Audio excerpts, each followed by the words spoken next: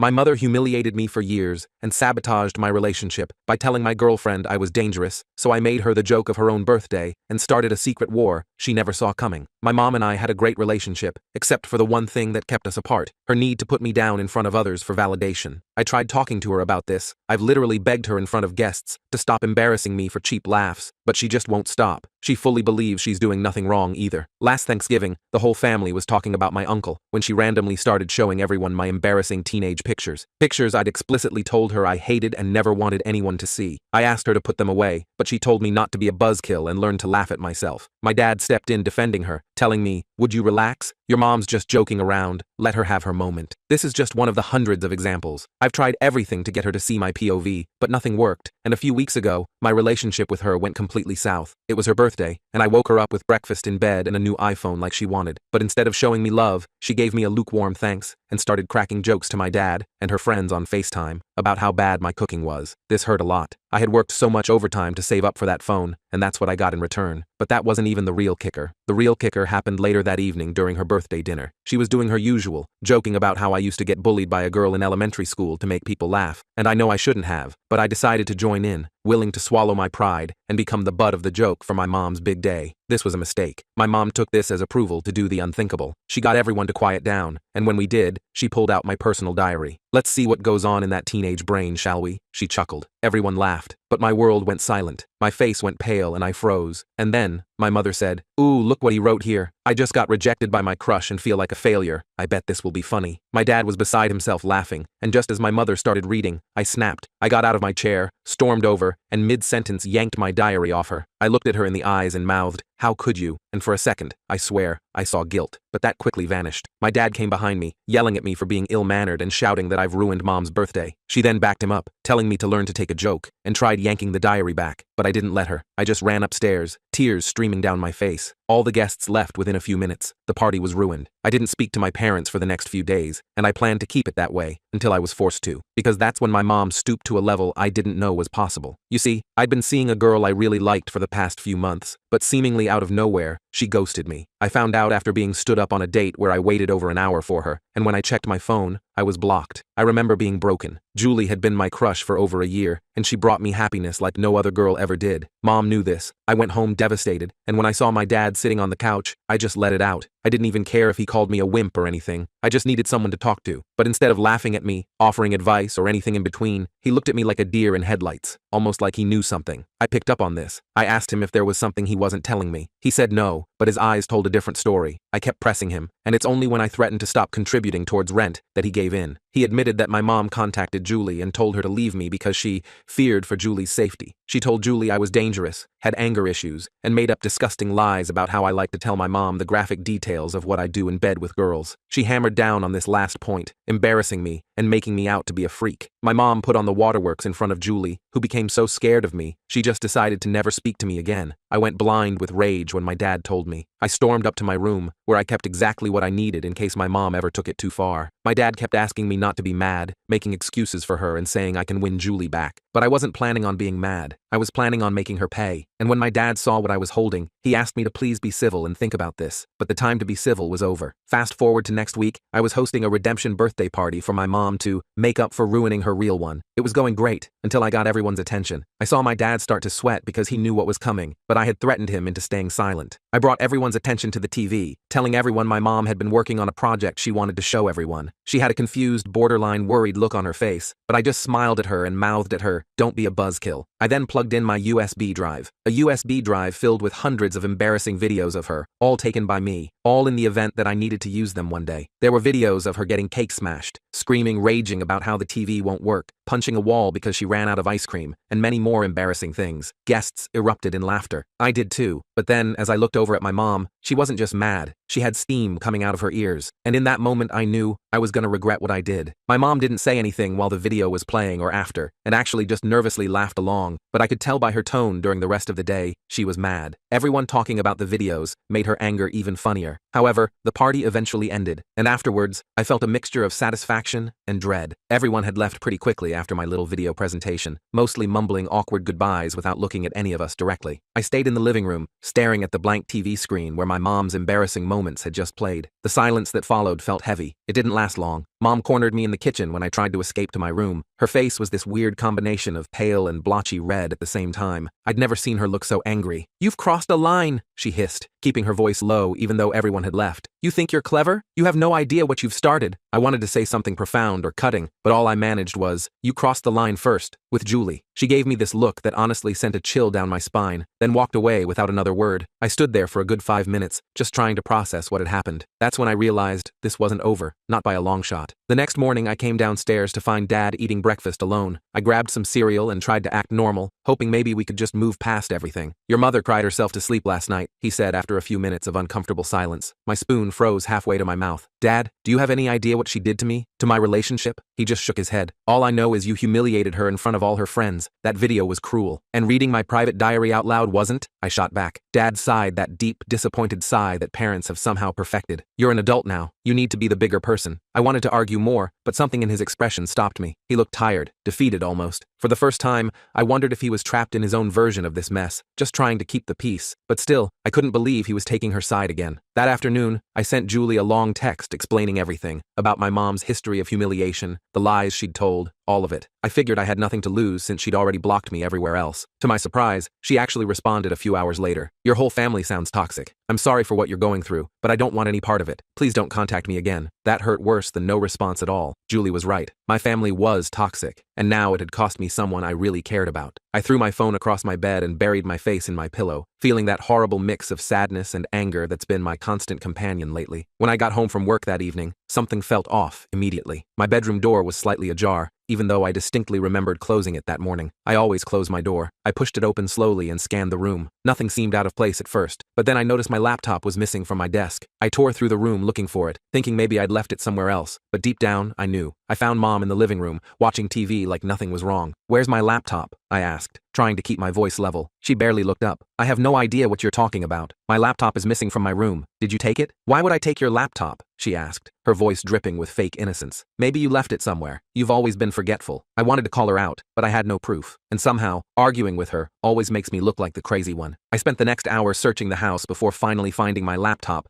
tucked behind some boxes in the storage closet. I immediately checked to see if anything had been accessed, but couldn't tell for sure. That weekend, I installed a lock on my bedroom door. Dad saw me doing it and just shook his head, but didn't try to stop me. Mom made some comment about how only people with things to hide need locks, but I ignored her. I decided to reach out to my Aunt Lisa, my mom's sister. She's always been the more reasonable one in the family, and I thought maybe she could talk some sense into Mom. We met for coffee at a place near her house. "I understand you're upset," she said, after I explained everything that had happened, "but families should work these things out privately. The video was taking it too far." "Did you hear the part about her destroying my relationship?" I asked, feeling my frustration rise. "Or reading my diary out loud to her friends?" Aunt Lisa shifted uncomfortably in her seat. "Your mother can be difficult, but she's still your mother." I left feeling even more alone than before. It was becoming clear that Mom had already spread her version of events through the family grapevine. In her telling, I was sure the diary incident was just a harmless joke, and I was the villain who humiliated her for no reason. The following Tuesday, I got a frantic call from my friend Zach. "Dude, did you post those weird childhood photos on your Instagram?" he asked. My stomach dropped. "What photos? There's like a dozen pictures of you as a kid in some Superman underwear and stuff. One looks like you wet the bed. People are commenting like crazy." I nearly crashed my car pulling over to check my phone. Sure enough, there they were. Humiliating childhood photos I didn't even know existed, posted to my account with captions like, "Throwback to simpler times," and "Some things never change." I deleted them immediately, hands shaking with rage and embarrassment. It took me less than 5 seconds to figure out who was responsible. Mom had obviously found my password somehow. I spent the next hour changing passwords on every account I had and setting up 2-factor authentication on everything. That night, I confronted her directly. "The Instagram photos? Really? That's your response?" She gave me a little smile that didn't reach her eyes. "I don't know what you're talking about, but if something happened with your social media, maybe it was just giving you a taste of your own medicine." "I want a truce," I said, trying to be the mature one. "This has gone far enough on both sides." "Oh, now you want peace?" She laughed. "After what you did? I don't think so, honey. You started this war." That night, I packed up my most personal belongings, journals, keepsakes, important documents, and took them to my friend Alex's apartment for safekeeping. I didn't tell him exactly why, just that I was doing some spring cleaning. I couldn't risk leaving anything else for her to find and use against me. Friday night, we were all at the dinner table in painfully awkward silence. I decided to try one more time to have a rational conversation. "Can we please just talk about boundaries?" I asked, keeping my voice calm. This situation is getting out of control. Before Mom could respond, Dad jumped in. I think we all need to calm down and move past this. Family is family. I agree, Mom said sweetly. Then she turned to Dad. Oh, by the way, I found some interesting messages on his phone the other day. Want to see what our son was saying to that Julie girl? Pretty graphic stuff. I froze. You went through my phone? Those messages are private. She pulled out her own phone and started showing Dad screenshots. Screenshots of intimate conversations between me and Julie. I felt sick. I pushed my chair back from the table so hard it fell over behind me. My appetite was completely gone, replaced by a knot of anxiety and rage. I left without another word and drove around for hours just to avoid going home. The next morning, I went out to my car to find all 4 tires completely flat. Upon closer inspection, I could see they'd been slashed. Each one had a small, deliberate cut in the sidewall. I couldn't prove Mom did it, but the timing was too coincidental. I had to use my emergency savings to pay for new tires. I had been carefully building this fund with overtime shifts, hoping to eventually move out. Now I was back to square one financially. The repair shop guy told me it looked like someone had used a small knife, carefully puncturing each tire in a way that couldn't be patched. Things were escalating faster than I could handle. I started picking up extra shifts at work, hoping to save enough to get my own place as soon as possible. But when I showed up that Monday, my manager called me into his office. Your mom called me yesterday, he said, looking concerned. She mentioned you've been going through some mental health issues, said you might need reduced hours for a while. I sat there in shock. What? I'm fine. I've been asking for more hours, not fewer. He gave me this look of pity that made my skin crawl. She sounded really worried about you, said you've been having episodes. He pushed a pamphlet for the company's employee assistance program across the desk. Maybe take a few days off, use some of your PTO. Instead of more shifts, I ended up with fewer. I couldn't even explain the real situation without sounding completely unhinged. Who would believe that my middle-aged mother was systematically destroying my life because I showed some embarrassing videos of her at a party? I tried talking to Alex about everything that was happening, hoping for some support or advice. We met at a bar near his place, but he seemed weird from the moment I arrived. Your mom called me, he said after his first beer. My heart sank. What did she say? She's really worried about you, man. Said you've been having these explosive anger episodes, that you destroyed a bunch of stuff in your room. He looked uncomfortable. She said sometimes you talk about hurting yourself or others. None of that is true, I said, feeling a familiar helplessness wash over me. She's making it all up because of this fight we're having. Alex just nodded, but I could tell he didn't fully believe me. Maybe you should get some professional help, just to talk to someone? I realized then that Mom was systematically cutting off all my support systems one by one. She was telling everyone in my life that I was unstable, making it impossible for me to explain the truth without sounding exactly like the person she was describing. That night, I created a detailed document recording all of her behaviors with dates, times, and witnesses when possible. I figured if things continued to escalate,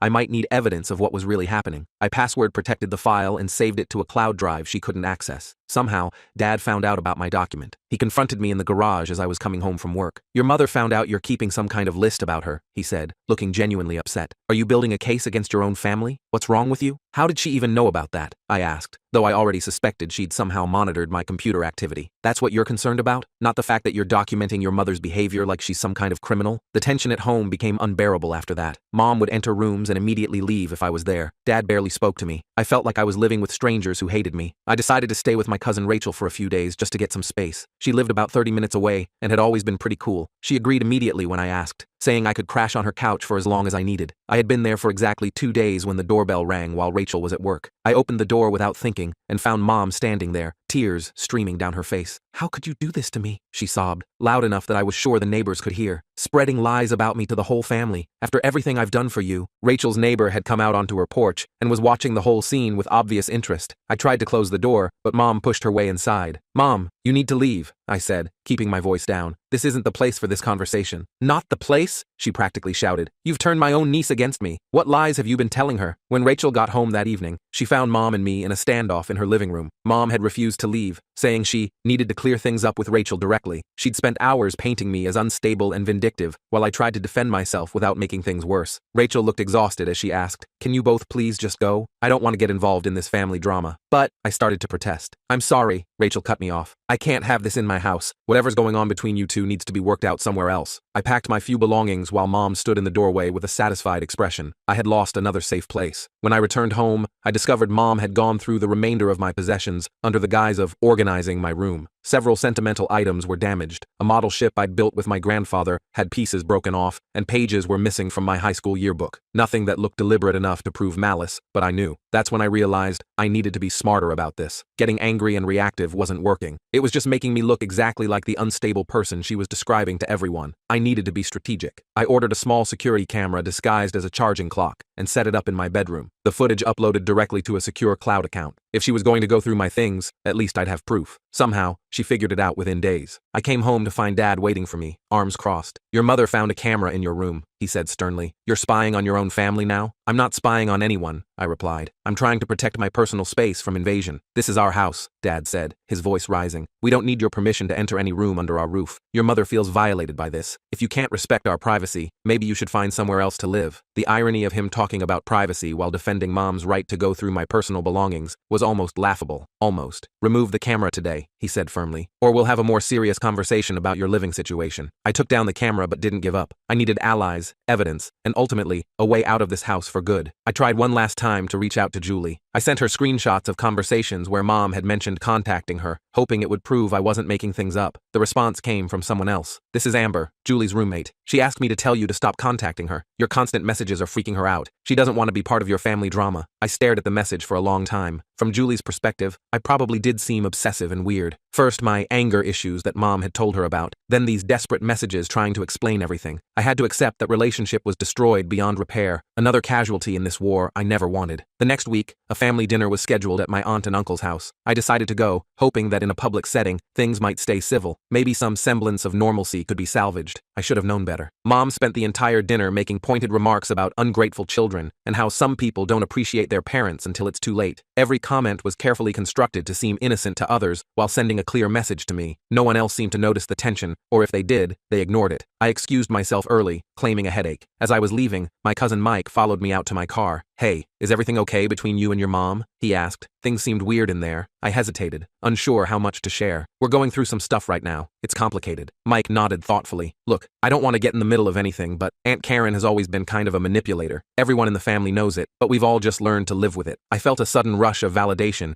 hearing someone else acknowledge what I'd experienced my whole life. "Why doesn't anyone ever say anything?" I asked. Mike shrugged. "It's easier not to rock the boat, I guess. When people have tried in the past, it never ends well for them." He gave me a sympathetic pat on the shoulder. "Just be careful, okay? She doesn't fight fair." That conversation with Mike was a turning point. For the first time, I understood that I wasn't crazy or oversensitive. Other people had seen Mom's behavior too. They just chose the path of least resistance. Later that week, I was in the kitchen when I overheard Mom on the phone in the next room. I froze when I heard my name. "I'm really worried about him," she was saying, her voice dripping with concern. "His behavior is becoming increasingly erratic. The anger outbursts, the paranoia. I'm afraid he might be becoming unstable." I quietly pulled out my phone and started recording, stepping closer to the doorway. "No, we haven't had him evaluated yet, but I'm thinking it might be necessary soon. His father and I are at our wits' end. We're walking on eggshells in our own home." Every word was a calculated lie, but delivered with such convincing emotion that anyone would believe her. I kept recording until she hung up, then saved the file to my secure cloud account. Evidence. I started applying for apartments that week. I found a small one-bedroom across town that was just within my budget. The application process went smoothly, and the landlord seemed ready to approve me. Then she called and said there had been a concerning phone call about me, and she didn't feel comfortable renting to someone with those kinds of issues. Mom had somehow found out about my application and sabotaged it. I was running out of options and beginning to feel genuinely trapped. That night, I decided to confront Dad privately. I caught him alone in the garage where he was working on his car, something he often did to escape the tension in the house. "Dad, we need to talk about what Mom's doing," I said, closing the garage door behind me. "She's actively trying to destroy my life now. She got me rejected from an apartment today." Dad sighed and put down his wrench. He suddenly looked much older than his 57 years. "Your mother, she has her ways of dealing with things." "This isn't dealing with things," I argued. "This is systematic destruction of my relationships, my reputation, my independence. Don't you see how wrong this is?" He was quiet for a long moment. "Of course I see it," he finally said, his voice barely above a whisper. "I've seen it for 30 years. The admission hit me like a physical blow. Then why don't you stop her? Why do you always take her side?" "Because it's easier," he said simply. "Because when I don't, she does the same things to me that she's doing to you now. I learned a long time ago that opposing her directly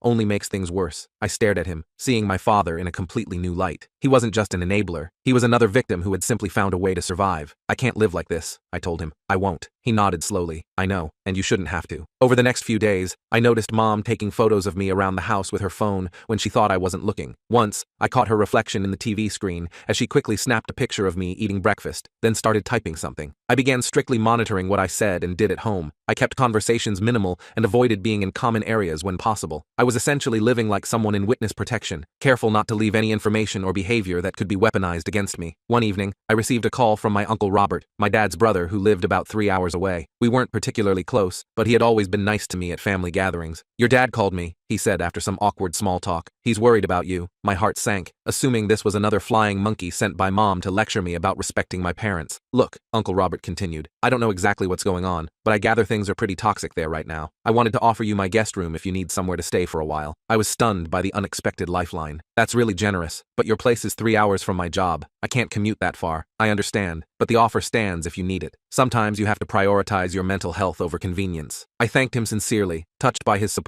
even though I couldn't accept it. The fact that Dad had reached out to him secretly gave me a small hope that maybe Dad was finally trying to help in his own way. I created a separate email account to communicate privately with family members I trusted, hoping to gradually build a support network. I was careful to use a strong password and only access it from my phone. It worked for about a week before Mom somehow gained access. She must have installed spyware on my phone when I wasn't looking. She sent embarrassing emails to several relatives pretending to be me, including one to my grandmother that contained bizarre sexual references. I spent the next day calling everyone who had received these emails, explaining what had happened and apologizing profusely. Some believed me. Others clearly thought I was making excuses for my own weird behavior. The damage control was exhausting. The next morning, I came downstairs to find Mom at the kitchen table, sorting through a pile of mail. My mail. Several envelopes were already opened. What are you doing? I demanded. Those letters are addressed to me. She barely looked up. I'm just making sure you didn't miss any important bills. You've been so distracted lately. I gathered up my mail, including the opened envelopes. One was from my doctor, another from my bank. I felt violated all over again. The next day, I rented a P.O. box and filled out change of address forms for all my important mail. I wouldn't put it past her to call the post office and try to reverse it somehow, but at least it was another small step toward independence. Zach invited me out for drinks that weekend, which felt like a much-needed break from the psychological warfare at home. We were having a good time until he suddenly looked uncomfortable. So, your mom came by the store yesterday, he said, not meeting my eyes. Zach worked at an electronics shop in the mall. My stomach dropped. What did she want? She said she was concerned about you, that you've been having a hard time lately and she's worried you might be a danger to yourself or others. He fidgeted with his beer glass. She wanted to know if you'd said anything concerning to me. I closed my eyes, feeling utterly defeated. And what did you tell her? That I hadn't noticed anything unusual, he said. But dude, she was really convincing. If I didn't know you, I might have believed her. I nodded, forcing a smile I didn't feel. Thanks for having my back. But I could see it in his eyes. The seed of doubt had been planted. Zach was now another person looking at me with that mixture of concern and suspicion, wondering if maybe there was some truth to what my mother was saying. The walls were closing in. Every support system I had was being systematically compromised. Everyone I knew was either openly against me or harboring doubts about my stability, and I was still no closer to escaping the toxic environment that was slowly crushing me. I needed a new strategy. I needed allies who understood exactly what I was dealing with. Most of all, I needed a way out that Mom couldn't sabotage. The war was far from over, but I was starting to see that conventional tactics wouldn't work against someone willing to burn everything down, including themselves, to maintain control. After my talk with Zach, I sat in my car in the parking lot for a long time, just staring at nothing. This situation was completely out of control. Mom was systematically turning everyone against me, and I was running out of options fast. I needed to do something different, something she wouldn't expect. The next morning, I called my grandmother, Dad's mom, to see if maybe she could talk some sense into everyone. Grandma Rose had always been pretty no-nonsense, and I hoped she might actually listen to me. Your mother has always been a bit dramatic, Grandma said when I explained the situation. But she's just showing her love in her own way. All mothers embarrass their children sometimes. I nearly hung up right there. Grandma, this isn't normal embarrassment. She read my private diary at her birthday dinner. She called my girlfriend and told her I had violent tendencies. She sabotaged job interviews and apartment applications. Well, I'm sure she's just worried about you making good choices, Grandma replied, clearly not getting it. I took a deep breath and made a decision. Grandma, I have recordings and screenshots. Would you be willing to look at them before you make up your mind? There was a long pause. Bring them over this afternoon, she finally said. I spent the next couple hours organizing my evidence. The recording of Mom lying about me on the phone, screenshots of the fake emails she'd sent pretending to be me, photos of my slashed tires, everything. I even had pictures of my opened mail. When I showed Grandma everything, her face changed. She went from skeptical to confused to genuinely shocked. I had no idea it was this bad, she said quietly. This isn't normal, sweetheart. This isn't how mothers behave. For the first time in forever, I felt validated. Someone actually believed me. Grandma Rose was not one to sit on information. She invited herself to Sunday dinner that weekend and confronted Mom directly at the table. Karen, I've seen the evidence of how you've been treating your son, she said calmly. The sabotage, the invasion of privacy, the lies to his friends. This needs to stop immediately. Mom's face went through about 15 emotions in 2 seconds before settling on victim. Her eyes instantly filled with tears. How could you believe such terrible things about me? I've been nothing but loving and supportive. He's turning everyone against me with these lies. Dad immediately jumped in. Mom, you don't understand what's been happening. He humiliated your daughter-in-law in front of her friends. He's been disrespectful and paranoid. He needs to apologize for upsetting his mother, Dad continued, pointing at me. Either respect your mother or find somewhere else to live. You have 1 week. I looked at Grandma, hoping she'd continue defending me, but she just squeezed my hand under the table. The message was clear. This wasn't a battle we could win right now. That night, I got a text from a number I didn't recognize. "Hey, this is Rachel's cousin Sarah. She gave me your number. Call me when you can." I remembered Rachel mentioning her cousin Sarah a few times, but had never met her. I called the number, curious, but cautious. "Rachel told me what's going on with your mom," Sarah said once I'd introduced myself. "I went through something similar with my mom about 5 years ago. That's why I moved across the country." We talked for almost 2 hours. Sarah explained how her mother had similar controlling behaviors, though not quite as extreme as Mom's. She had cut contact completely after her mother tried to get her fired from her job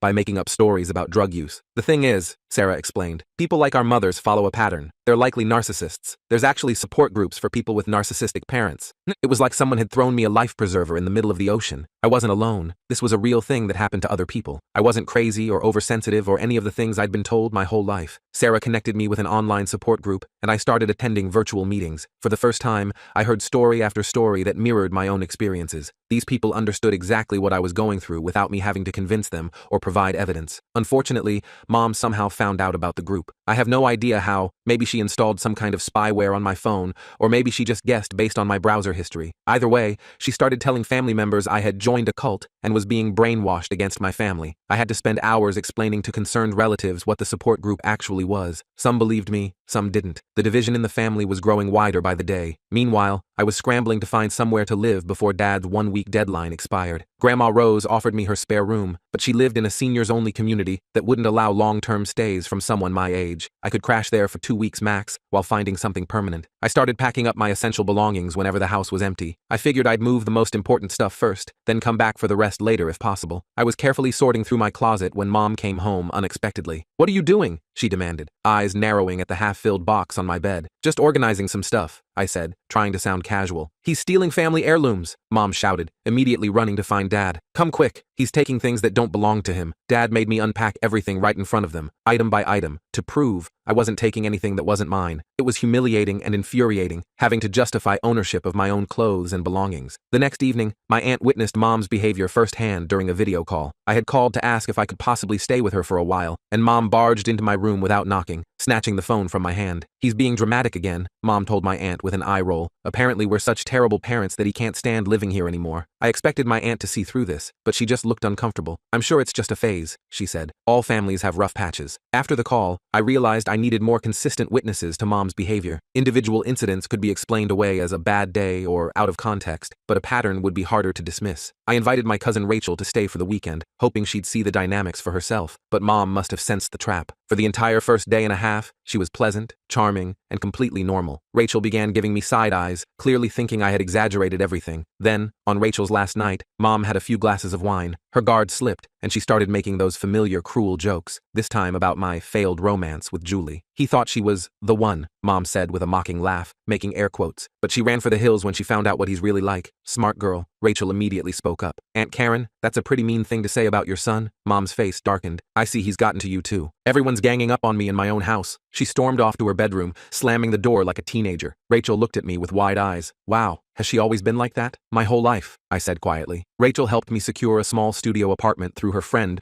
who worked at a property management company. The downside was, it wouldn't be available for another month. I still needed to survive at home for 4 more weeks. I was meticulously documenting every interaction with Mom in a password-protected cloud file. One day, I left my computer briefly to take a shower, forgetting to lock it. When I came back, something felt off about the way my browser tabs were arranged. After some digging, I discovered keylogging software had been installed on my laptop. Mom had been monitoring everything I typed, passwords, private messages, journal entries, everything. The invasion of privacy was so complete, it made me physically sick. I immediately bought a new laptop with my emergency credit card and kept it hidden at Rachel's apartment. This meant I could only work on my online courses when I visited Rachel, which wasn't often enough. My grades started slipping, adding financial aid concerns to my growing mountain of problems. Mom noticed I wasn't using my old laptop anymore and confronted me in the kitchen. "Why aren't you using your computer lately? Got something to hide?" she asked with fake casualness. "I know about the keylogger, Mom," I said calmly, watching her reaction. Her face fell for just a second before she recovered. "I have no idea what you're talking about. This paranoia of yours is concerning." But I saw it, that brief flash of shock when she realized I'd caught her. For once, I felt like I had the upper hand in our psychological warfare. A few days later,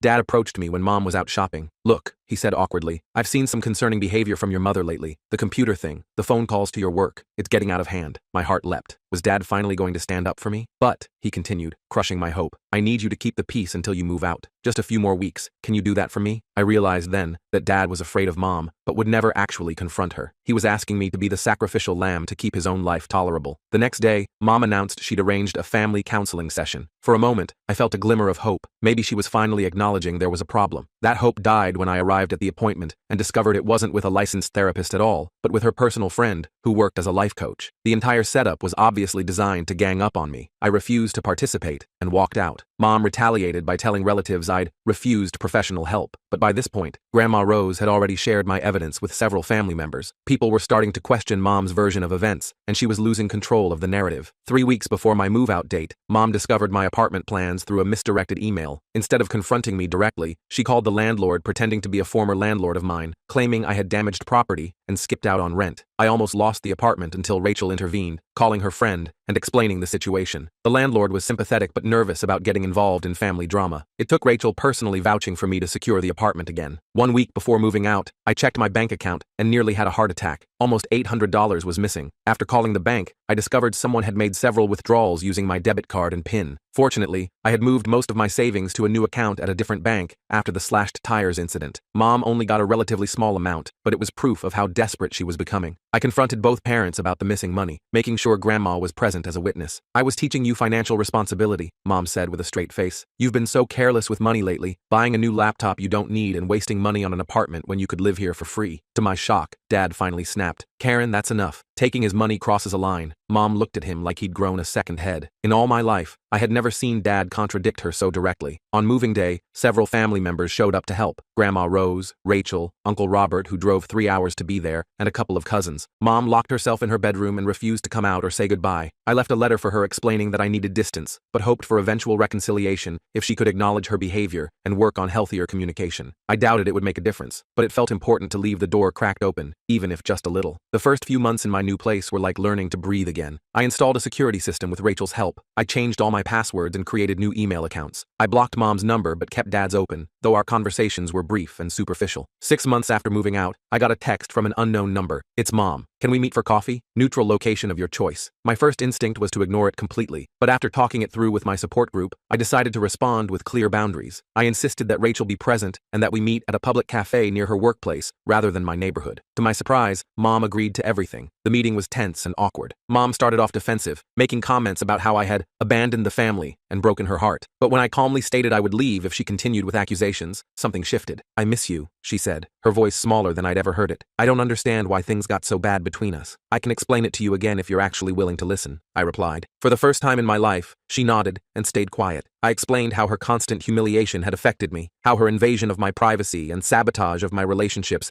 had destroyed my trust. I told her I knew about the keylogger, the bank withdrawals, the calls to my workplace and landlord. She started to deny some of it, then stopped herself. I thought I was protecting you, she said finally, but I can see now that I was really just trying to control you. It wasn't a perfect apology. There were still deflections and moments where she tried to justify her actions, but it was the most honest conversation we'd ever had. We've met a few more times since then, always with Rachel or another buffer person present. Mom has started seeing an actual therapist, though I don't know what they discuss. Dad calls more regularly now, and we've managed a few one-on-one lunches without Mom being the center of the conversation. I don't know if we'll ever have what might be considered a normal family relationship. The damage runs deep, and trust rebuilds slowly, if at all. But for the first time, we're interacting as adults, rather than as controller and controlled. Last week, Mom texted to ask if she could see my new apartment. I haven't said yes yet. Some boundaries need to stay firm longer than others, but the fact that she asked instead of just showing up unannounced feels like progress. Small, imperfect progress, but progress nonetheless. Whatever happens with my family going forward, I know now that I can trust my own perceptions. I'm not crazy or oversensitive. I deserve respect and privacy. And most importantly, I'm capable of building a life where those things are the norm, not the exception. If she crosses my boundaries again, I won't hesitate to step back, but I'm cautiously optimistic that maybe, just maybe, we've found a way to coexist without constant warfare. Only time will tell.